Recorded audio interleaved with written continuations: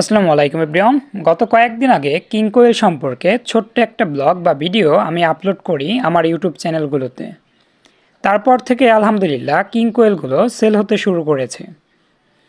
আর আজকেও কিন্তু আমাদের একজোড়া কিং কোয়েল চলে যাবে আমাদের মানিকগঞ্জের শ্যাওতা এক বড় ভাইয়ের কাছে। সেজন্যই কিন্তু আমি কিং কোয়েলের এই ছোট্ট সেট আপটার এখানে চলে আসছি। এখান থেকে মূলত এক পেয়ার কিং কোয়েল আমি রেডি করে ফেলবো।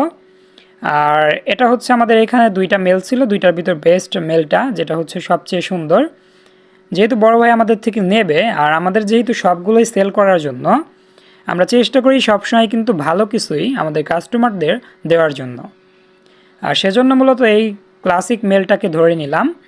এটার আরেকটু বয়স হলে আরেকটু কোয়ালিটিফুল কালারটা চলে আসবে, যেহেতু ওর বয়স 2 মাসের মতো হয়েছে, মানে নিউ অ্যাডাল্ট, সবেমাত্র ওর ফিমেলগুলো ডিম দিতে শুরু করেছে।